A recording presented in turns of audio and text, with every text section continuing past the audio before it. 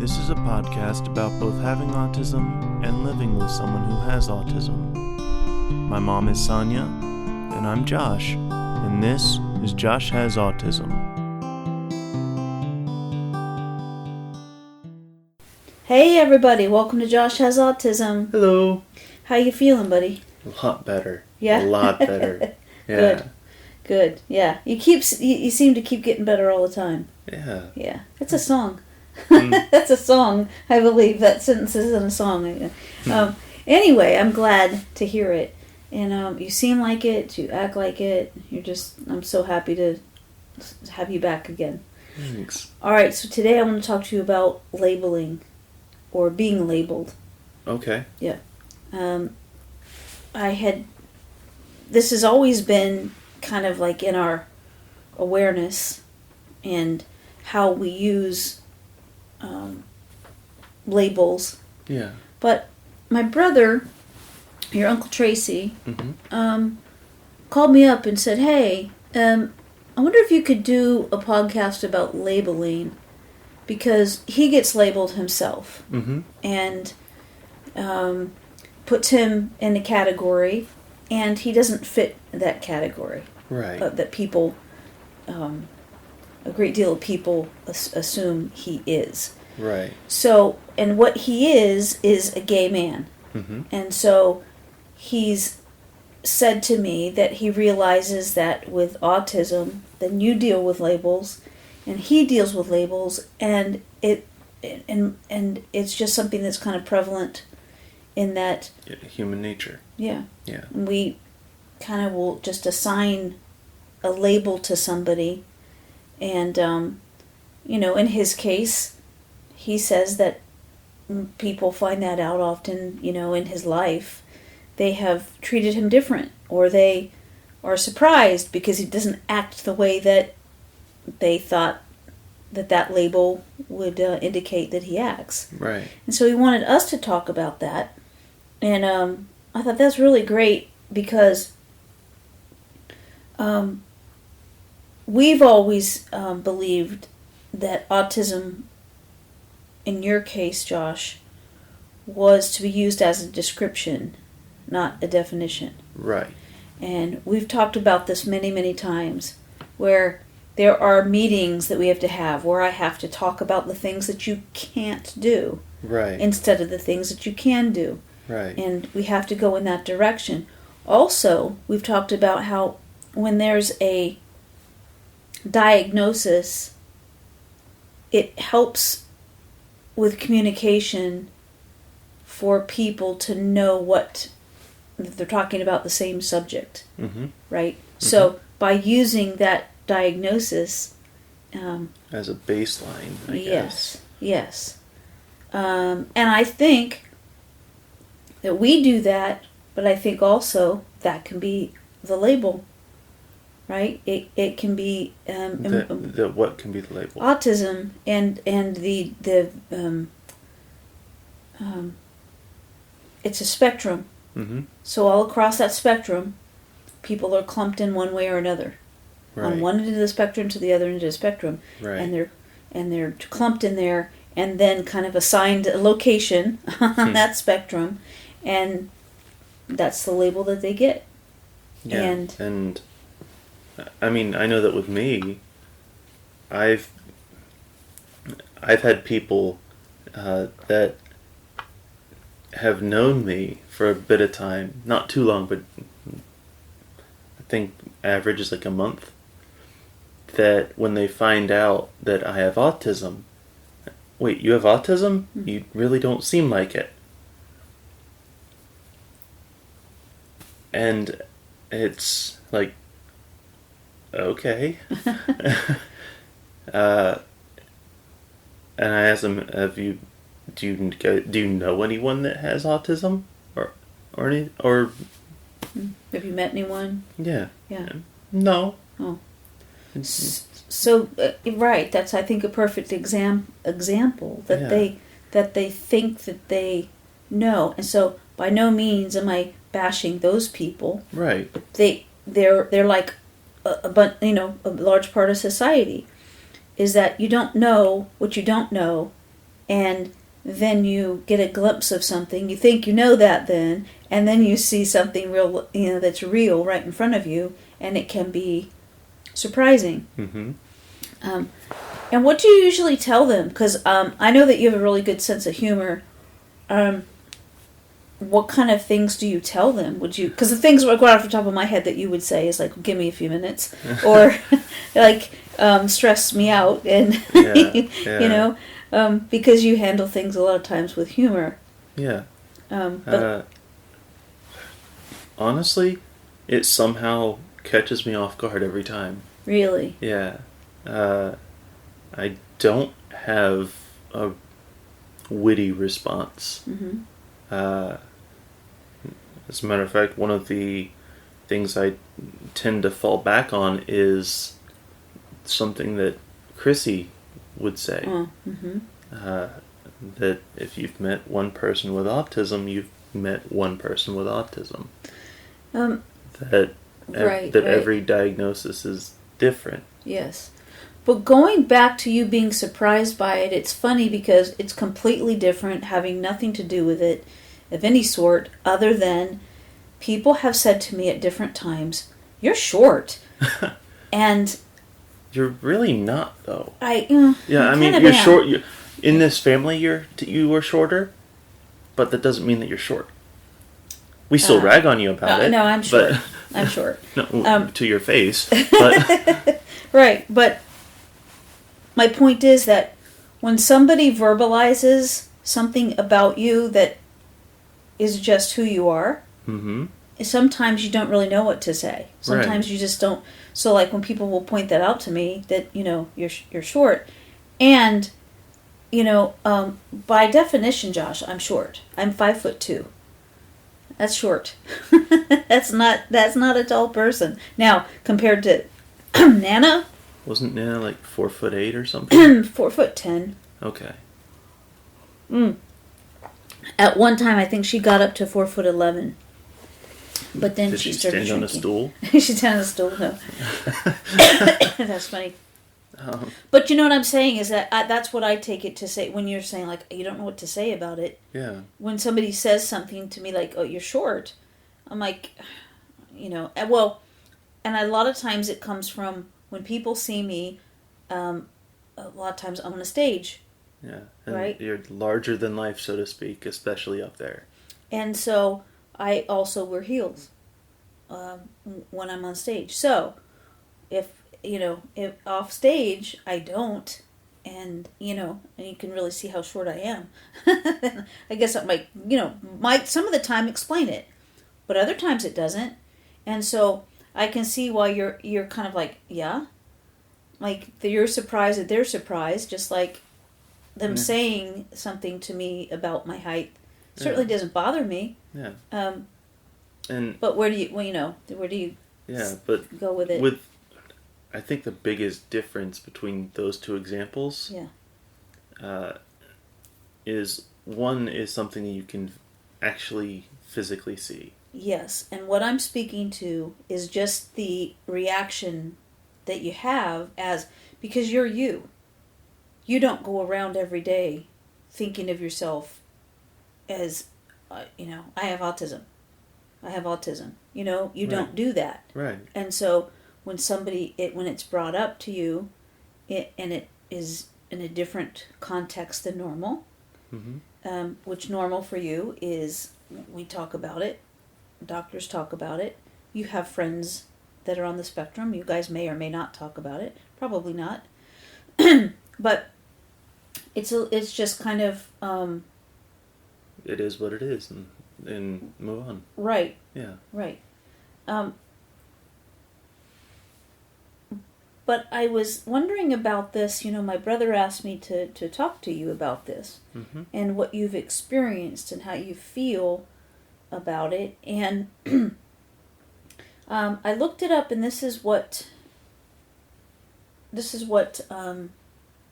read. This is like from just Wikipedia. All right. And this is a good statement here and you'll see what I'm talking about. Why I'm asking you about this. Okay. So what it says.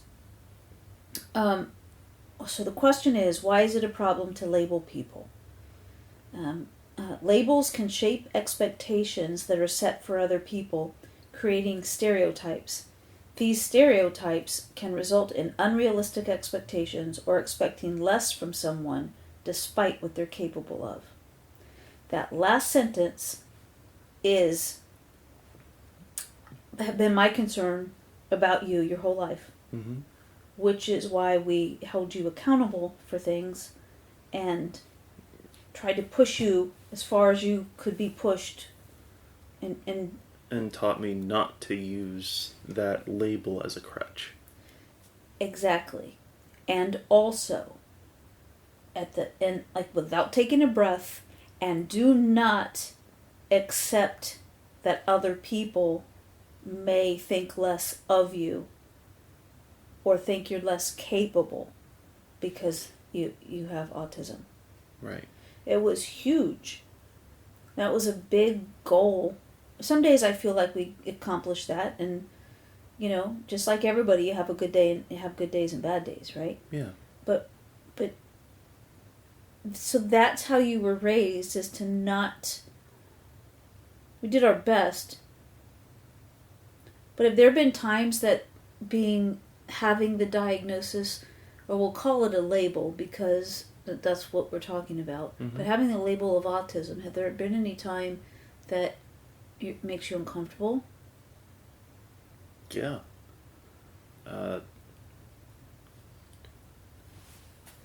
It's, for one thing, doctor's visits. For one, sorry. For one thing, is doctor's visits, and it's really depressing, really, to have to go to these doctors to be able to have the care that I need, Mm-hmm. and to be able to get that care, I need to have all of my faults and issues shown to them. Right. And it's really difficult to have to sit there through that. Right. Do you ever feel like it's not accurate? I think it's only one part of it. All right. And that's... I agree with that, by the way. Yeah. Yeah. And that it because I do have these issues. Mm-hmm. I do have difficulties. And only being able to really have those shown to the doctors so that I can get the help for those issues it really brings me down and is really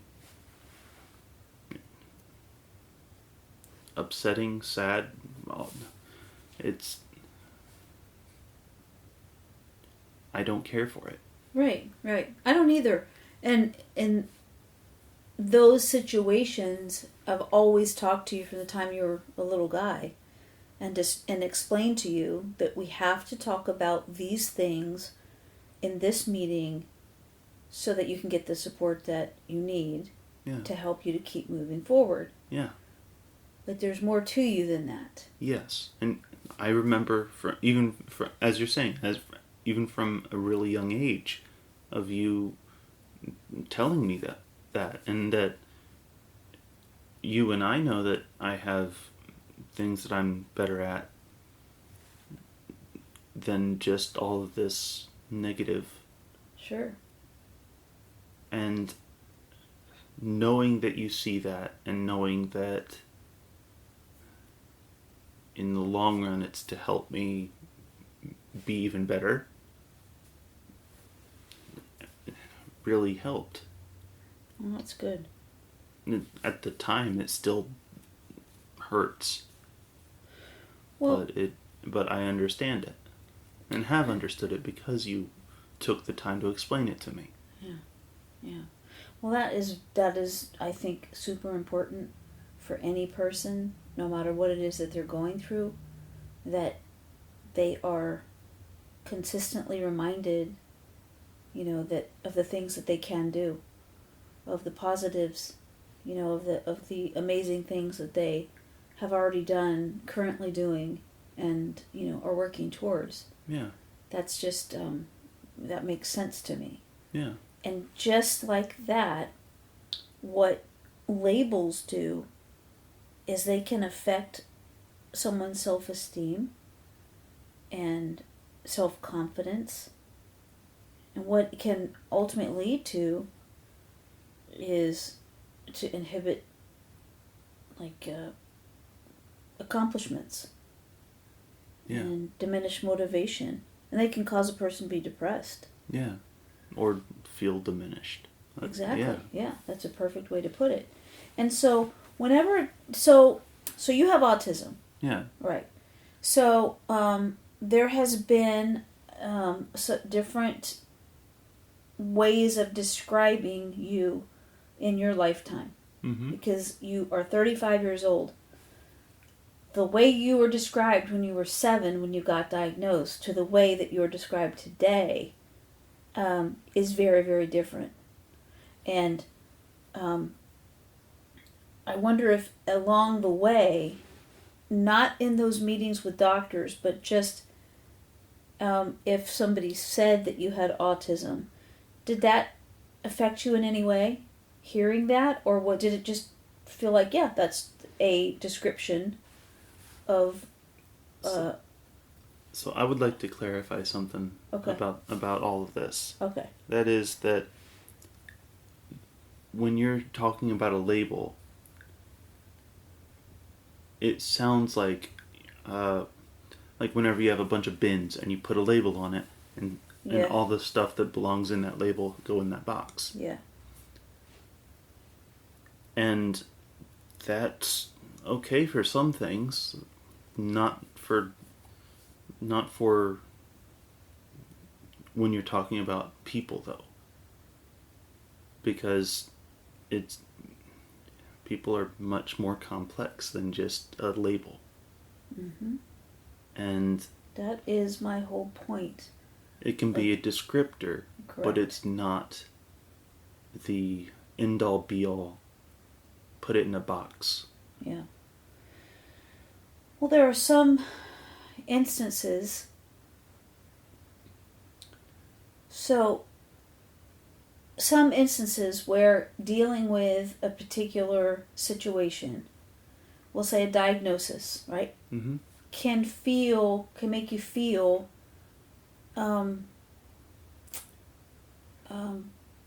frustrated. It could even make a person feel discouraged.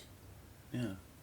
Yeah. When you were diagnosed, and back then there wasn't a lot of talk about autism, so when it was brought to me, and this is what you have, first of all, they'd really explain to me what it was, and then to explain that it's something that doesn't go away, that was hard to take. That was hard to deal with. Not because, for a number of reasons, but that's just the truth. You were 7 years old, you were struggling. It would have been much easier if we go, oh, here's a Band-Aid, he's going to be fine tomorrow. Yeah. But if I don't look at it like you need to be, in quotes, fine, then just as you are, just as you were, is very much okay, because that's who you are. Right. But my question specifically is, when I understand, because the word label, maybe if I put it this way, you'll understand what I'm trying to say. Mm-hmm. There, not so much anymore, but there for a while was this language about high functioning and low functioning. Mm-hmm. And it seems to me that people put in those categories wherever they fall, then that's how they're looked at, and there's expectations based on where they're put. Right. On that functioning chart level or spectrum. Right. And so keeping that in mind, have you ever felt like you were treated any different, not at home, but treated any different anywhere because you have autism?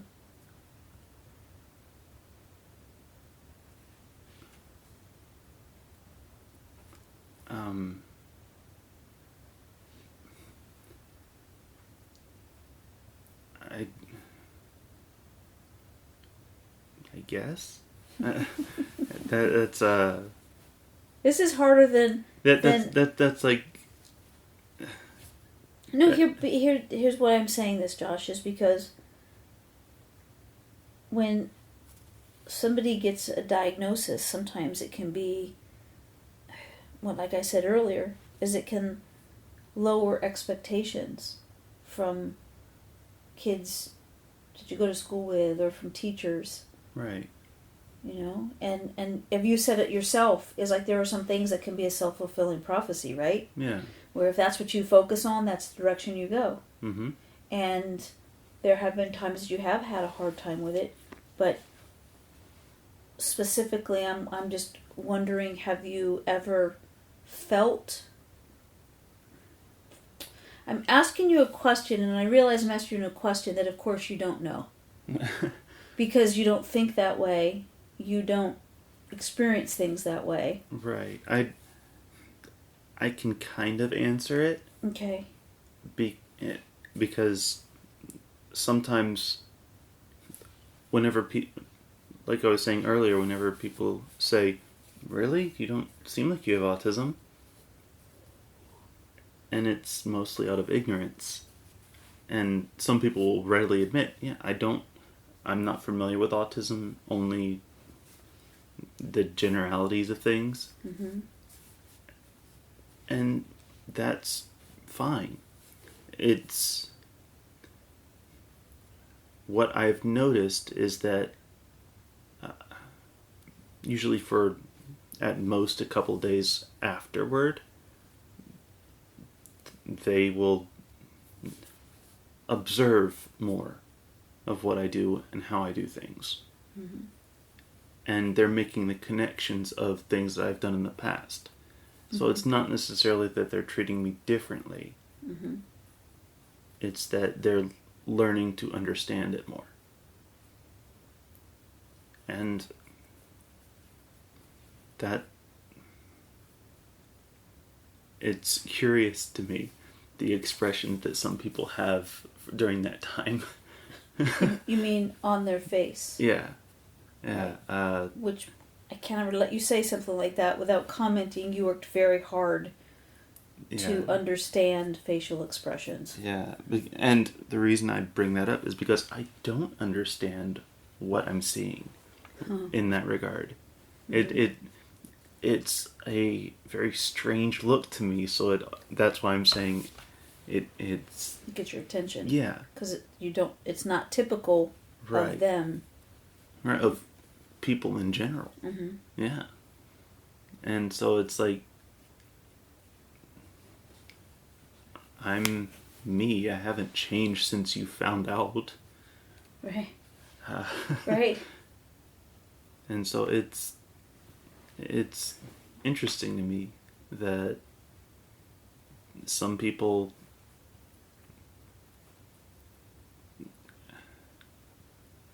have completely different expectations. Mm-hmm. I have not necessarily experienced that. I think part of that is because I'm upfront about it. If they ask any questions about it, mm-hmm. and or about why I do things the way I do, I'm open and I explain it. And that's usually when they find out about that. Mm-hmm. Mm-hmm. And I think that the way that things used to be described of having low functioning autism versus high functioning autism, I think neither one of those, I don't get upset over the way people say things. Not at all. Right. I have had conversations where people are saying, does he act like normal people? I understand that it's not something that they're familiar with. And they're not trying to be rude about no, it. and I don't get hung up on their verbiage, right? I just don't. Right. But I do think that when people are described as having low functioning autism and high functioning autism, I think that let's take the first one, that in that category people might have lower expectations, Mm-hmm. and that person might not be afforded opportunities that they really can handle and would benefit from because of this label. Right. And right? I will say that, in my mind at least, whenever those two addendums Mm-hmm. to autism have been brought up before, Mm-hmm. I always think to myself, that's a social aspect. Yes. It's not. There's more to it than that. Yeah, absolutely. Just like so if somebody is considered high functioning autism, there's a difficulty there. There's difficulty there too, because then what is this expectation? Is that people outside would figure, oh, well, they just need to be like everyone else. And in my experience, I guess, more so whenever autism was not very well known, Mm-hmm. was that regardless of which one it would be, Mm-hmm. they'd hear autism at the end of it Yeah. and think along the lines of Rain Man, if at all. Yeah. Right. And that's difficult. It was especially difficult when I was younger. Mm-hmm. Whenever there was a whole lot of knowledge about that was Mm-hmm. widespread. Mm-hmm. What comes to mind with you? What does it? You may not have any reaction to it, but what about the term functioning anyway? We don't go around saying, "Oh, I'm functioning today," or "I'm not functioning today." So for you to be in this description of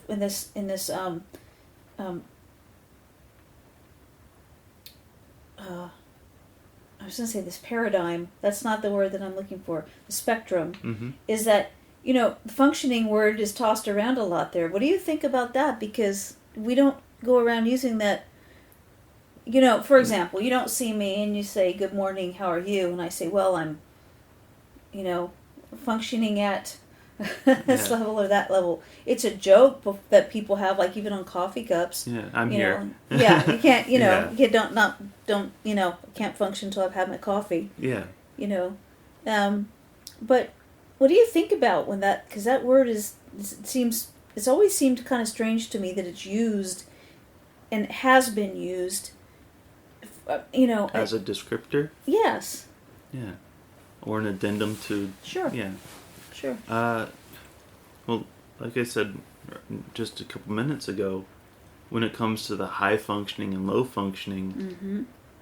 it's that particular part is for social interactions, not for mental abilities. And Right. and so it's I would be more towards the higher functioning if we were to go off of those two, because I'm able to verbally interact. Correct. And that's not necessarily a fair representation. I agree. Especially because there are days where I don't want to be social at all because it's just too much.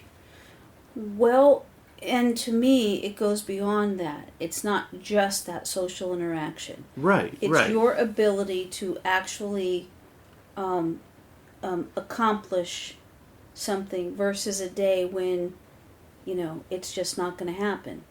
Right. Right? Right. So,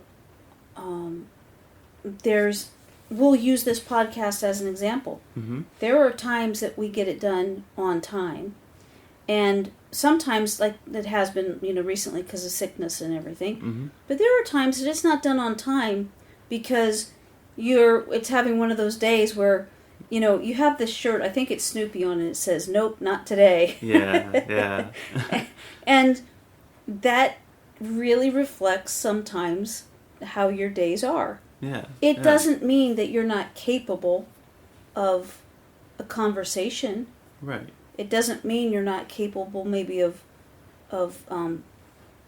doing the responsibilities at the library. Right.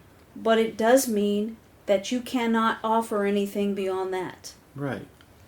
You have this narrow scope that you can accomplish, and that's it. And then there's other days where you feel that an awful lot is possible, and you can, accomplish more than just this thing. Right. Those things have got to be within a routine for you. That helps you to stay.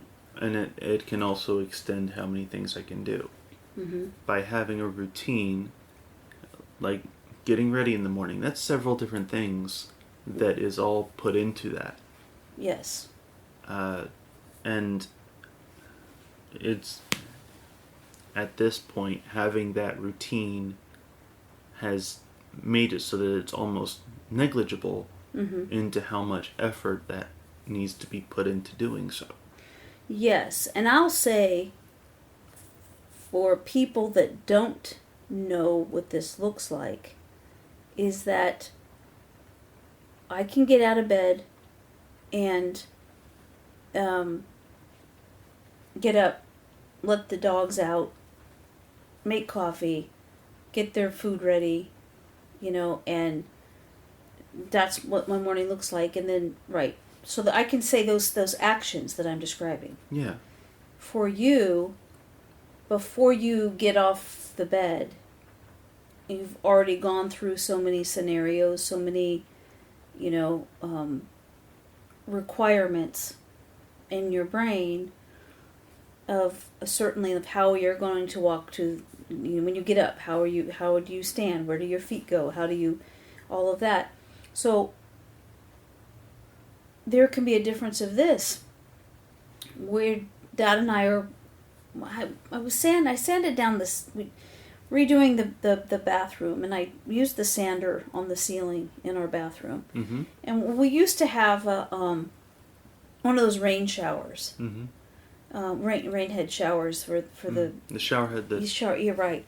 And when Nana and Pappy moved up here, that's in our master bedroom. Mm-hmm. So when Nana and Pappy moved up here originally, then they took our master, and Nana could not have that shower like that, which you hated it too. Yeah. It made you feel the way it hit you. It was just, it wasn't strong enough. Well, it wasn't strong enough, but it made you feel like, because it was such a light rain like feeling. Mm-hmm. It just irritated me. Yeah, right. So anyway, we took that off and we put a regular one on the wall, right? Well, when I was sanding the using the sander on it, that section where that was, the tape fell down. The work had done that we had put up there, that your dad had did. It just came down. So anyway, I can't use my shower right now.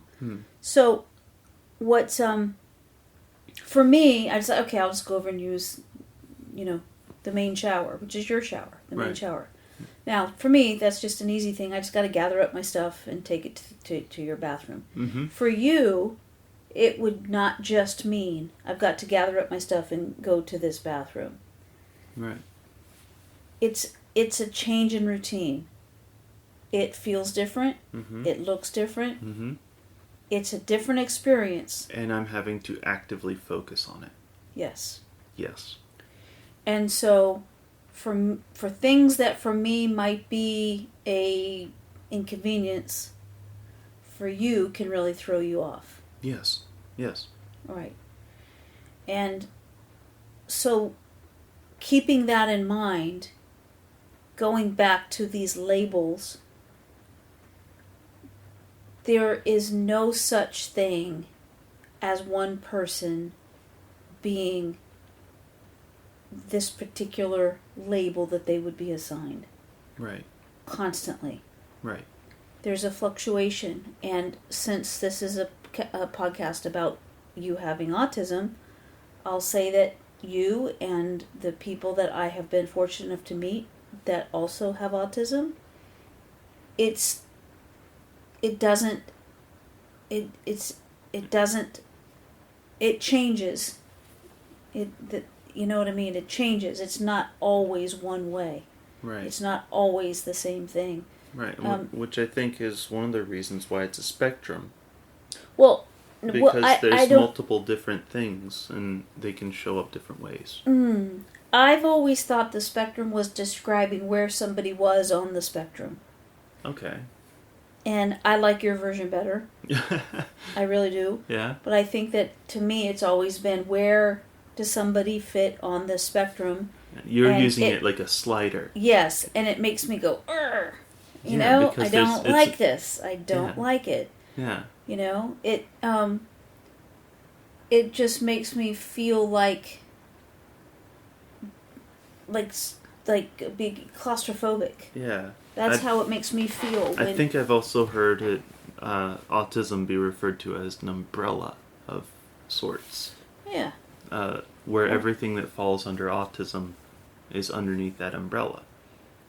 Where it's not necessarily on a slider, because there's a lot of different things that can interact with each other in different ways. I think that you're right. And what I also think is the spectrum being viewed as where somebody is on that single line slider. Single linear, right. Where somebody is where they are. That's it. That's the diagnosis. And in particular, what I'm saying is that concerns me, because no matter where somebody is on the spectrum, a person that has autism is much, much more than those things that they have difficulty with. Right. There's brilliance. There's kindness. There's insight. You know, there's awareness of the things that... Boy, we've talked about this before, but my goodness, when people think of...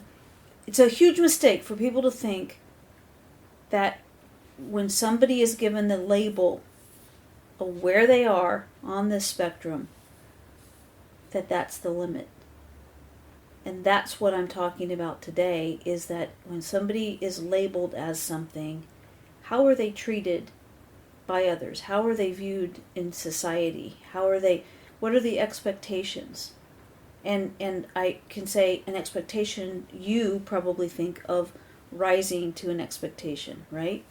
I think the concern is that if somebody has a lowered expectation, then... Rising to that expectation, would they go beyond?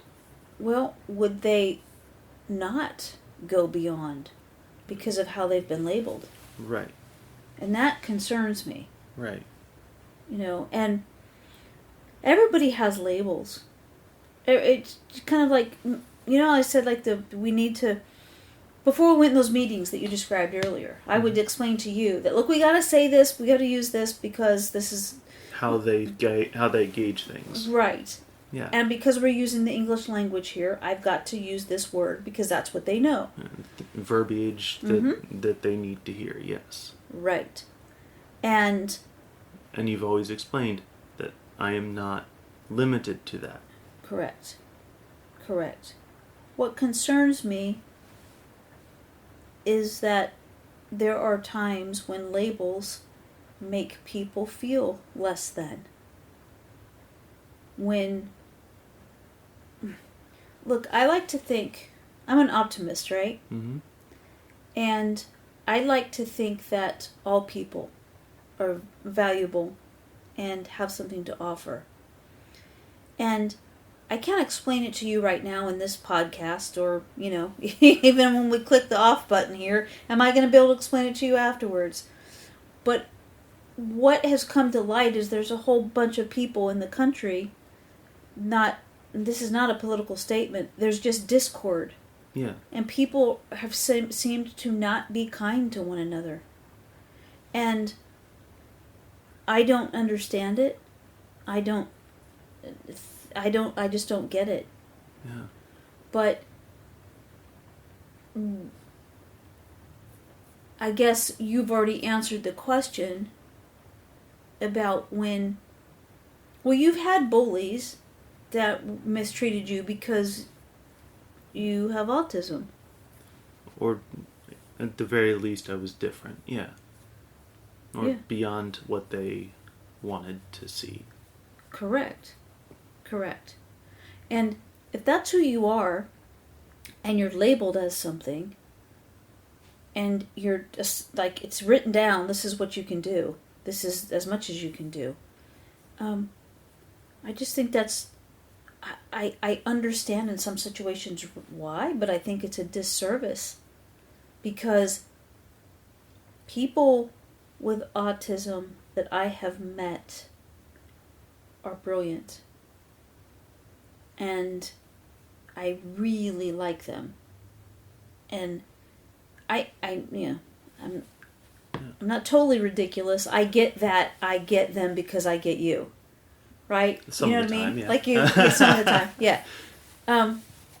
But that is a concern of mine. Is it's this labeling, because if somebody is labeled as something, they're judged as well. Exactly. Yeah, and I think one of the things that I do is I don't label like that. Yeah, you don't. I use descriptors, Mm-hmm. but I don't label. That's something that was, no, you don't label to such a degree that for the biggest part of your life you couldn't describe anybody to me. You couldn't tell me things about them. You just enjoyed conversations that you had, or you had an interaction, or there would occasionally be something that sticks out, that would help you to remember something about somebody. But you're the,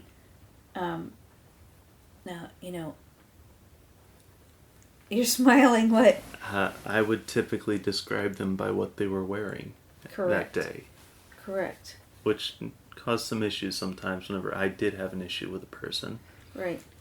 But, yeah.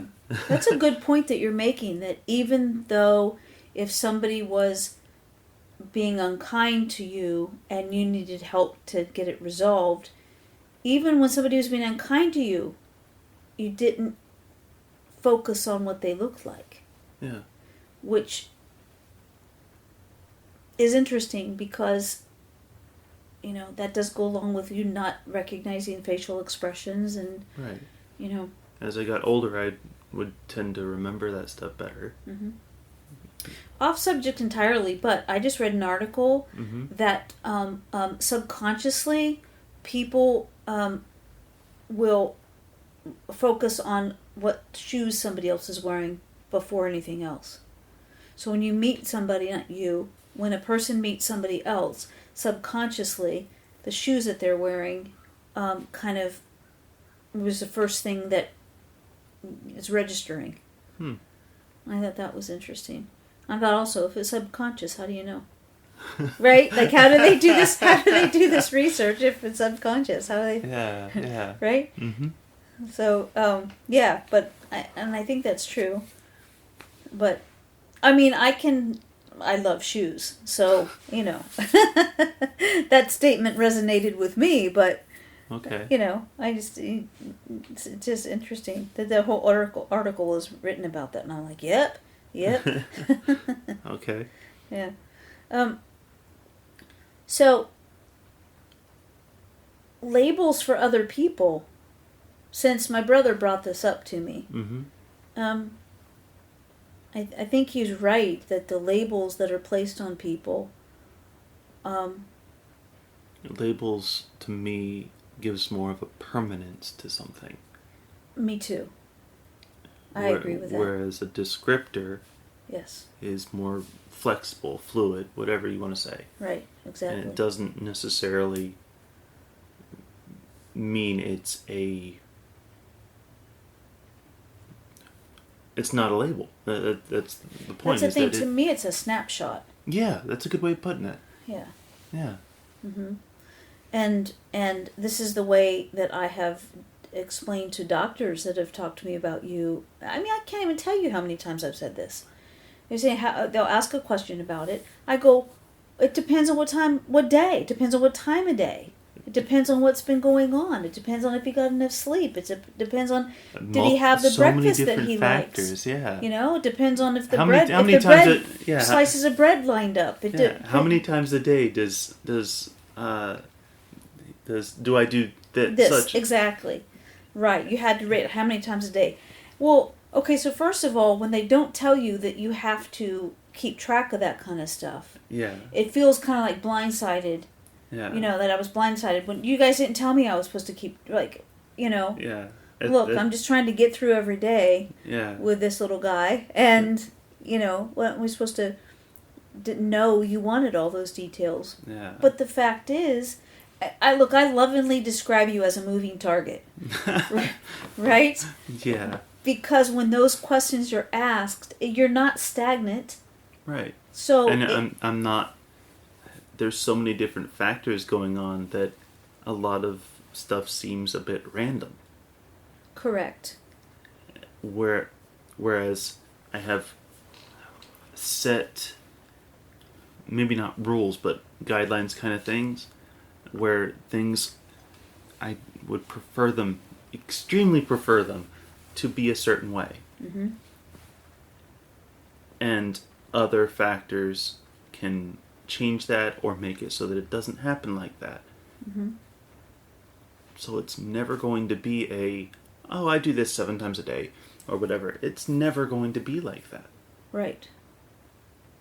Yeah. And so asking those kind of questions, it's like, have you ever been around any child? Well, look, I think that sometimes, let's say, here's when that would work, right? Let's say if you were to ask me how many times a week your niece Madison has a temper tantrum, right? I would be able to answer that. I definitely, absolutely would be able to tell you that. Because it stands out. When it has happened, it stands out. So I know that. But when, as you're describing, this is who you are, and there are all these variables, and you are not a robot. So, you know, you're using the word functioning, but you're not a machine. Right. Right? So it's not like it's going to come out the same way every day. Right. And I can't draw a perfect circle. And it does. Yeah. I've seen people that can. Have you? I've seen that done. I'm like, wow, I don't even know how you do that. Yeah. But for you, all of these outside influences make a difference. Internal experiences, or internal observations, I would say. Mm-hmm. That you wake up and, you know, it is going to depend on what you're dealing with. It's going to make a difference on whether you had a busy day the day before. Yeah. Or were you just able to... Today's a real rainy day. Yeah. And we're doing the podcast here out in your space. Yeah. It's quiet. We had to come out here because the kids are here this weekend. Mm-hmm. And the dogs. Oh my gosh. Okay. There's this thing, off subject entirely. There's this thing called dog insurance. What? Yes. Okay, so I'm looking at one in particular called Pumpkin. And there's all kinds of different names of them, so I'm kind of researching them.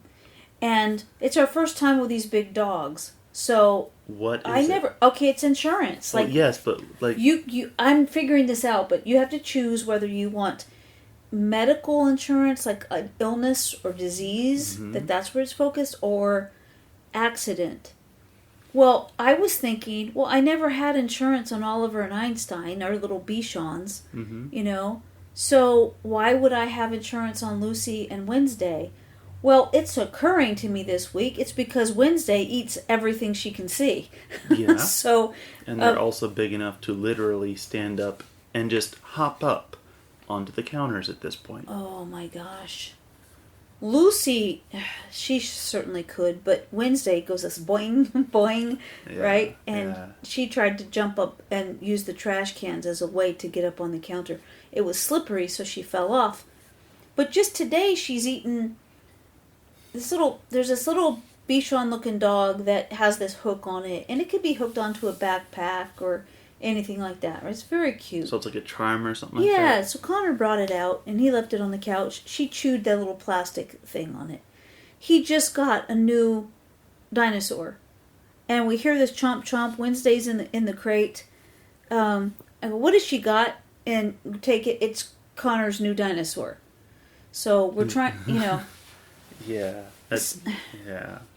So she eats everything. So I don't even know why I got off on this subject. Anyway, I'm looking at insurance for these dogs because they are wild. Also, if anybody listening has a big dog and they dig, what do you do to keep them from digging?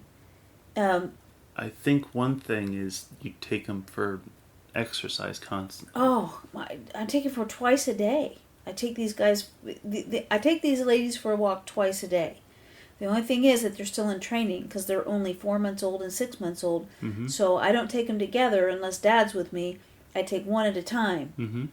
And, they do very well out on their walks. But they get home and it's like they haven't even exercised. It's just crazy. But I think that one of the reasons I brought that up is because, so anyways, I'm looking into insurance because, she gets into everything. But in the house, it's kind of crazy. So we're out here in your space. And out here in your space, it's very peaceful and quiet. And when you've been out here and have had a day to yourself, you seem more alert. And you seem like you're able to engage more. Yeah. So the difference of that is, so what I'm pointing to is how your environment changes how you experience life. Right. So if you did not have this space out here and you had to have a room in the house, you would have 2 kids and 2 dogs and it's raining hard. Which means they can't go outside. Right. None of them. Yeah. Which means they're all over the place, running around and it's loud. Connor's just loud to begin with. He is. But, he is. They're getting his hearing checked to see if there's a connection there. He was supposed to have tubes a while back, but I don't know what happened. I'm not really sure.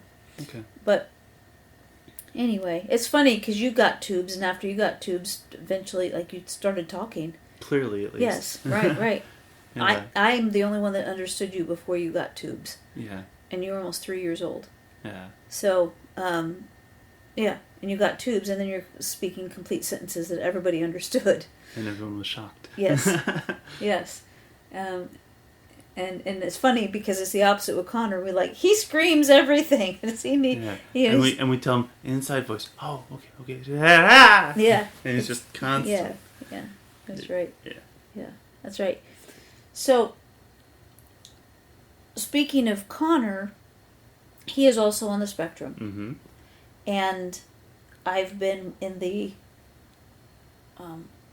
meetings that your sister has had with his dad and also with the school teacher and administration, just to get him what he needs to be successful. And it really is, it's always the same thing when you have these, just like it was with you, is you have to talk about the things that are not working and what has changed from the time that you were in school is that they also include conversation on what's working. Oh, okay. Yeah. So I was real happy to see that there's been a change in the focus, Yeah. and Yeah. so they find what works and they continue doing that. And there's little tweaks too. Yeah. Like, he was, it wasn't working. He was getting in trouble because at the end of, they get dropped off at school and they get picked up Mm-hmm. in the vehicle. Mm-hmm. And so he was getting in trouble because he wasn't answering and wasn't answering when he was called. And your sister made a point to say, he is not number 7. So if you are out there calling number 7, it's not registering to him. Yeah. If you want him and you know who he is, because you do, it's a small school, Yeah. call Connor. Yeah. Don't call number 7 because it's not even going to... It's not going to register. It's not going to He's register. focused on what he's doing. He's Yep. not going to hear it. Right. Yeah. And so it's small things like that make a difference. Yeah. Yeah. So, but I'm glad to see that the focus has changed onto the positive things. Now, this podcast was about labels, Mm-hmm. about being labeled, the whole idea of labeling. Is there anything else that you have to say about that? That it's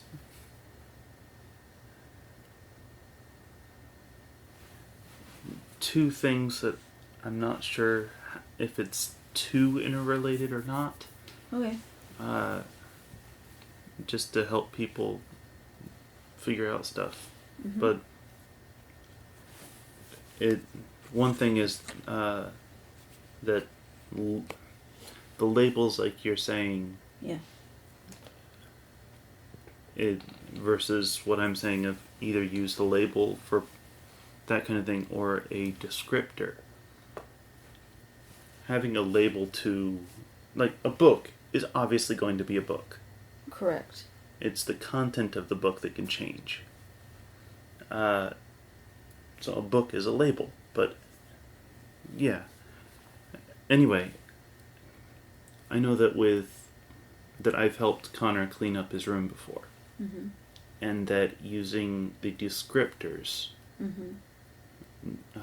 to help him organize what to pick up first and so on and so forth Mm-hmm. has really been able to help him focus on cleaning the stuff up. Mm-hmm. Rather than saying, put all your books away, Mm-hmm. or you just clean your room, whatever like that.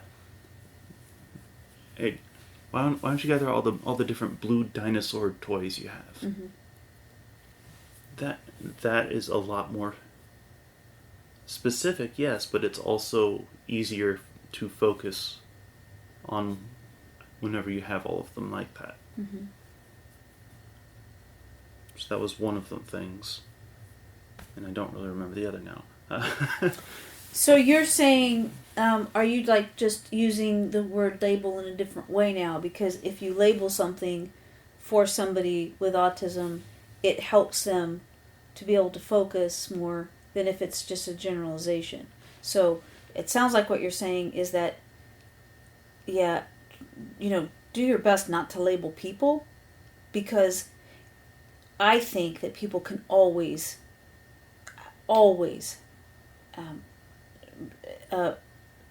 surprise people with their abilities. Yeah. With whatever that is. I just think that people are amazing. Yeah. So I think what you're saying is, do your best not to label somebody, and then hold your expectations based on that label for Right. somebody, and that goes for autism and anything else. Yeah. But when it comes to working, I think what you're saying is that when you're working with somebody that has autism, labeling things is very helpful because it's very definitive and it's very clear. Right. I would even... That was the second thing, is that it was related to the other thing I said. When I said all the blue dinosaur toys. Mm-hmm. Yeah, that's a good descriptor. But some could be Legos. Mm-hmm. Some could be the remote control things. And each of those would also have their own spots to go to. Mm-hmm. So it's not these are all have these descriptors, so they all go together. Right. They can. Right. But they also have other things going for them. Right. Where they could go. Right. I see what you're saying. So it's not a one-faceted yeah experience, right? Yeah. Yes. And just like people are. Mm-hmm. And there's more to someone than a label. Yes. Well said. Well said. Analogies for the win. For the win. Yeah, I think that there's nothing else we need to say about this. That was it. That was it. So, yeah, great job. Great job. Everybody, thank you so much for hanging out with us. Anybody that is in this area, I'm doing a fundraiser at Causey's next Wednesday, which is, what's the date today? I think it's the 18th. I'm doing a fundraiser at Causey's Comedy Club on October 18th. And it's in Newport News, Virginia. So if you're around, come on out. It's for a good cause. I cannot remember what cause because I know you're going to laugh at me, but I have 3 in a row. Okay. And I'm not sure, I don't recall which one comes first. Okay. So, I don't know. Anyway, going that day. That's the next one. That's the next one coming up. So I'd love to see you if you happen to live in this area. Yeah. And thank you so much for hanging out with us. It is pouring down rain here today. If it's raining where you are, I hope that you get to cuddle up inside and stay warm and enjoy a movie. Dad and I just watched. I was working, but it was on. So my favorite movie of all time is My Cousin Vinny. Oh, jeez. It is so funny. It's so funny. So if anybody is just looking for something to watch, it's such a good movie. It'll make you laugh, and that's your favorite movie? Yeah, I love that, and I love Clue. Yeah. And there's an old movie with Goldie Hawn in it and Chevy Chase called Foul Play. Uh-huh. That's another one of my favorite movies. Goonies. Goonies. Yep. Yeah. Yep. Yeah. That's the kind of stuff I like. Yeah, that's the kind of stuff I like. So anyway, yes, stay at home, stay inside, stay in your pajamas even, and just cuddle up and stay warm and safe and laugh. Watch funny movies. Yeah. Anyway, thanks everybody so much for hanging out with us today. We appreciate you so much. And check us out on SonyaKing.com. I just put a new picture of I put a picture of Wednesday up there. Yeah. Yep. So she's up there. You can see what she looks like. Oh my gosh. Oh, little stink pot. And you'll see why she's named Wednesday. So. Anyway, thank you so much, and I'm sending you all big hugs, and love you. Bye.